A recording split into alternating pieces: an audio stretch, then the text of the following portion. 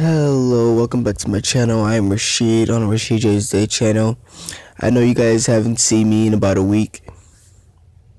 I am extremely sick. Well, not really sick. I just have a cold. And that's why you hear my voice sounds a little weird. And I think it's a lot deeper. But anyways, let's get right into the video. We're going to be watching a video about the 2020 election and who's in it and how they're going to be doing in this election. So I'm pretty excited for this. I think this is the Democratic side. We will be probably doing the Republican side sooner or later, and I'm so sorry for not uploading a video in a week. So let's get started.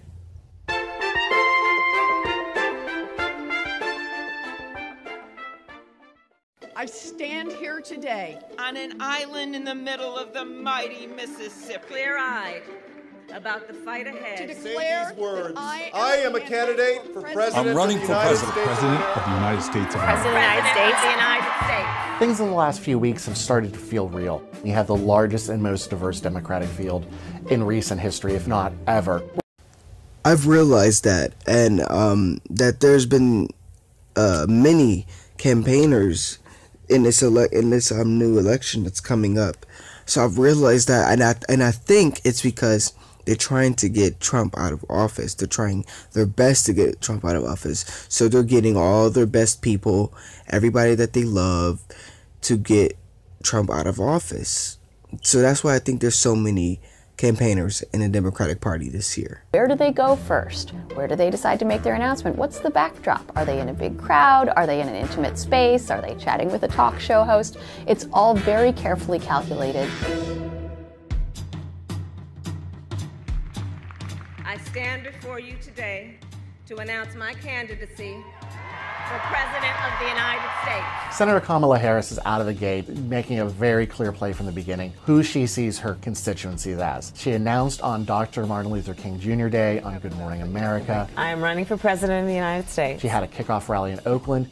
She's basing her campaign in Baltimore. She's very clearly making the argument that the electorate that can put her in the White House is female and African American. Yeah, but this lady's fighting so hard for support that she went so far to say that she listened to Tupac and what's his name, and Snoop Dogg when she was in college, even though it came out maybe 4 years after she graduated. So it's unbelievable what she does just to get support. And it's crazy what the Democratic people say, just to get support. Everybody wants support because they want to get into the White House, but you have to realize, just put a little truth in it. Don't always just like use a race as an answer to getting into the White House. You should use policies instead of race. So let's get into that. In our country, if you work hard and play by the rules, you ought to be able to take care of yourself and the people you love. Elizabeth Warren announced with a video and then went straight to Iowa. She's preaching a sort of prairie populism in the same parts of the Midwest where Bernie Sanders did well and where Donald Trump did well.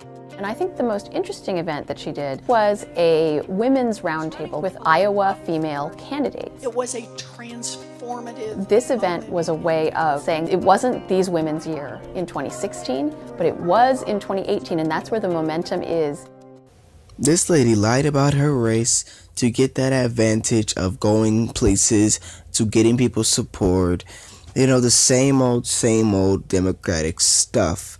This lady gibbers off about the randomest stuff in her speeches. It's just ridiculous. Actually, I watched one of her speeches yesterday. No, I think it was 3 days ago. At least it was live streamed. And it was just ridiculous stuff. Like, it wasn't even nothing. She doesn't even talk about policies. She just says, we need a government that does this. Why can't you just say, I will do this for you, instead of saying, we need a government to do this for you? You know? And she was just talking about problems that don't even make any sense, that we don't even really have, and saying that the government doesn't care. How about you put down some policies that can help us with that the government supposedly oppresses us with this stuff? So how about you put down some policies to help us then? In America, we have a common pain, but what we're lacking is a sense of common purpose. Cory Booker made the decision to announce on Twitter. He then immediately went and did the nation's largest African-American radio show. Later in the day, he went to The View. Again, another candidate who's making a play that the future is female, the future is African-American. He is committed to running this race almost like an Obama. You hear a lot of Obama's optimism in his messaging, but there's also a sense of grievance as well. This guy is just like Obama. I don't think he's even gonna make it. Like, seriously, he uses his race. He uses his Hispanic heritage. I think he's Hispanic, and he's too joking. He's too high hoped. And no, we need a man in the White House, not a child who wants to go play games with his friends down the street. You know, we need a man, and Cory Booker is not a man, and I don't believe that he will make it past the primary with the ridiculous things he says. I think he's just like AOC. AOC is Alexandria Ocasio-Cortez, just so you guys know. So I don't even think he's gonna make it past the primaries. But whatever happens, happens, and this is our election. This is who the people that we chose to be in our elections in 2020. Your Democratic Party people, they're retarded. My candidacy for President of the United States. Amy Klobuchar decided to get into this race in a snowstorm in Minnesota. Really tried to sell her credibility as a Midwesterner. That said, you only get one shot at introducing yourself, and she spent most of her media tour explaining why she has a reputation as a tough boss. And insisting on a better future. I belong to a generation that is stepping forward right now. We're the generation. Pete Buttigieg would make history. One, he'd be the youngest person ever elected president. He's 37 years old. And he'd be the first openly gay individual elected president. He's got some very capable staffers around him who say they're playing the long game, not the headline game, and are building a grassroots organization for him in case lightning were to strike his candidacy. Are you kidding me? Now this guy's gonna get the LGBTQIA whatever comes after that support. And he's gonna get the support of feminists. He's gonna get support of everybody. And it's gonna be ridiculous because Republicans might lose. So we should be careful with this guy. I don't know about this guy. We should be a little bit more careful. Kirsten Gillibrand took what is becoming a common approach to presidential announcements. I'm filing an exploratory committee for President of the United States tonight. She followed that up with a trip to upstate New York, talking about her roots coming from a relatively rural part of the state, although that's somewhat debatable. Because that's who we are as Americans. Who particularly, I think, wants to be sort of the feminist candidate, if there can be one. Alright guys, I'll make a part 2 for this.